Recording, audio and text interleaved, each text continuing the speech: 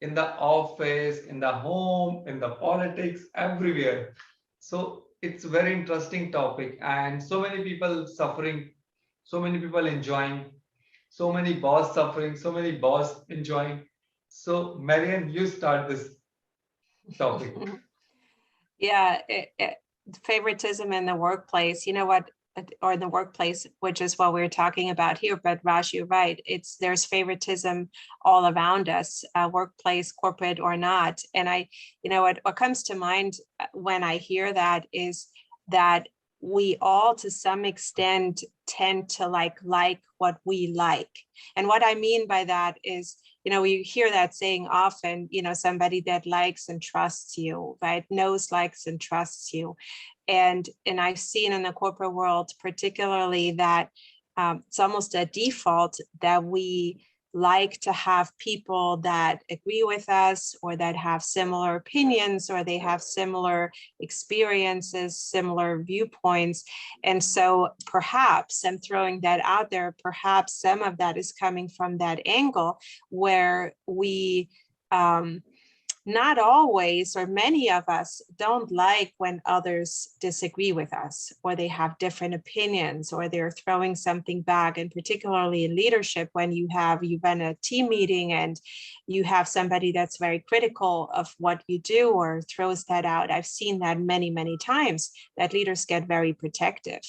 And so with that favoritism, just coming from a point of view of observing what is going on, I've seen that the favoritism is more so when that individual, again, is somewhat aligned with the person leading, and those that are not as aligned, or they're throwing, you know, they're either disagreeing, or they're sometimes even borderline assertive in their opinions, those are less favored.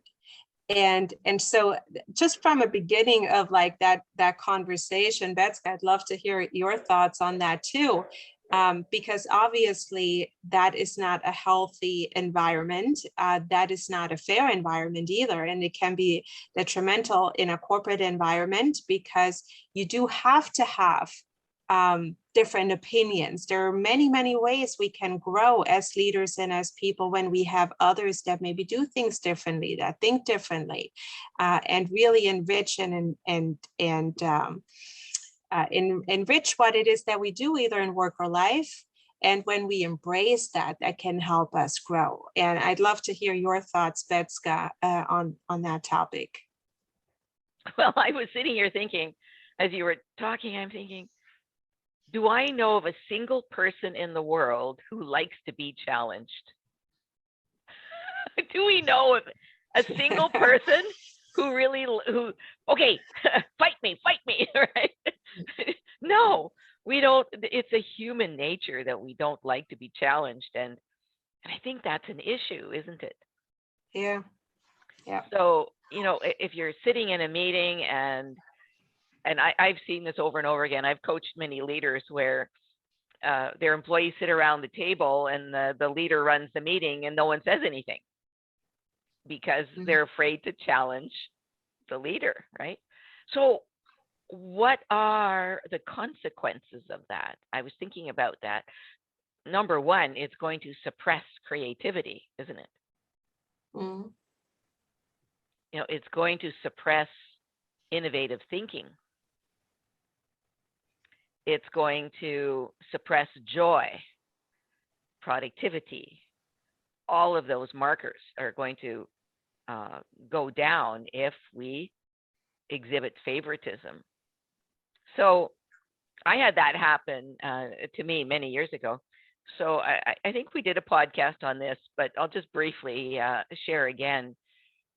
How do you avoid favoritism in the workplace? And so I developed a concept. It's actually a system called management by communication. And sometimes the employees want you to express favoritism because it means they can just sit back and not do anything. You see what I'm saying?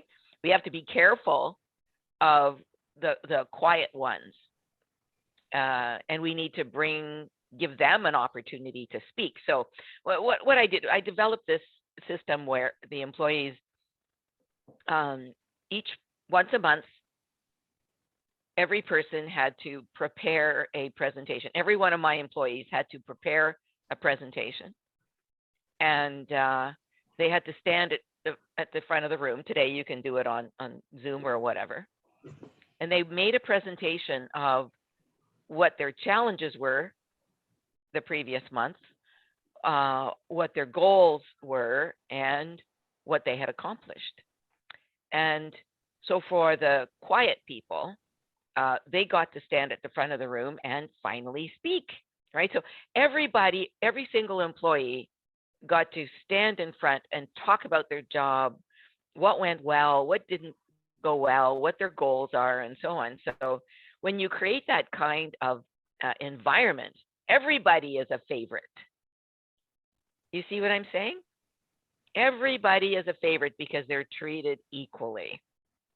And when I started doing that, and I've taught this to so many leaders around the world, what it does is it definitely improves creativity, productivity, teamwork. Because if someone is saying, if they have the guts to stand at the front of the room and say, I've got this problem and I don't know how to solve it, can anybody help me, right?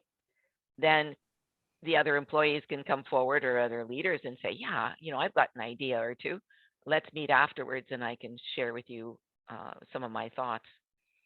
So I am really big into helping people to, for everyone to be seen as an equal, so that there isn't any favoritism in the workplace. And also to help people speak out, to communicate. That's the throat chakra, right? It's often blocked in the workplace, and we need to encourage people to challenge others. Yeah, challenge others, so that, including the boss, so that he or she is not expressing favoritism. Yeah, it really starts, what I'm hearing, Betska, it really starts with the leaders or the leader, and for one, realizing and really creating that equal playing field, that, and perhaps even awareness on our own limitations, to say, okay, why do I feel like I have a preference for this person, or I'm connecting better with that person, and really putting that into your own awareness, and then working on that to create that equality, maybe learning a bit more about that person that we feel less connected to, and coming from a point of embracing the differences and really working towards that equality, so that we can create an environment where everybody feels comfortable raising their opinion or sensing. And I don't know if you've ever been in an experience or environment where you could just sense that somebody had certain favorites, and regardless what you did, it just didn't feel like it had the same weight as somebody else. So I think, there's a lot of that energy around too, when we can pick up on that if somebody does have a favoritism. And I think at that point, it's very difficult to really speak up and feel in that comfort level. So it does start with the leadership component of that, and just embracing those differences and creating that equality. And standing up for your rights too. What was going through my head was a situation where one person was promoted over the other person, and it was clearly an example of favoritism. And so, and that person, that I did not get chosen. I was the person who suffered from that. I did not have the courage at that time to go to my boss and say, this is wrong. I spoke a little bit, but then he came out with this, powerful voice, and he's like 2 feet over me. So I didn't say anything, but it left a taste in my mouth to this day.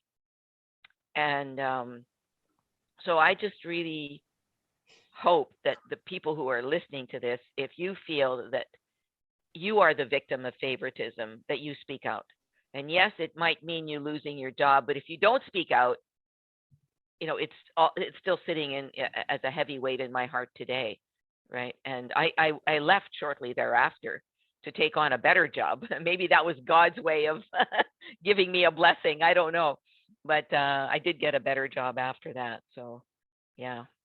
So we have to learn how to challenge favoritism. But sometimes I have seen people also responsible for, like, they're dumb, so dumb. So they always use, sometimes bosses are good, but the people are dumb. So they created this kind of atmosphere. They created lobby, like some two intelligent people in the separate place, and then the three dumb people, they created lobby and they spoil the environment. That situation is also happening in some corporate organization I have seen. Well, how does that work? How is that causing a problem with intelligent people? And there are two groups, right? So what is happening? I don't I'm giving you understand. example, like some two people, they are always take challenge new things. So the three or four dumb people, they want easy path.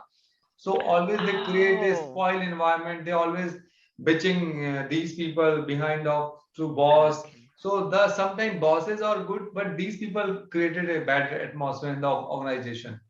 right, okay. Yeah.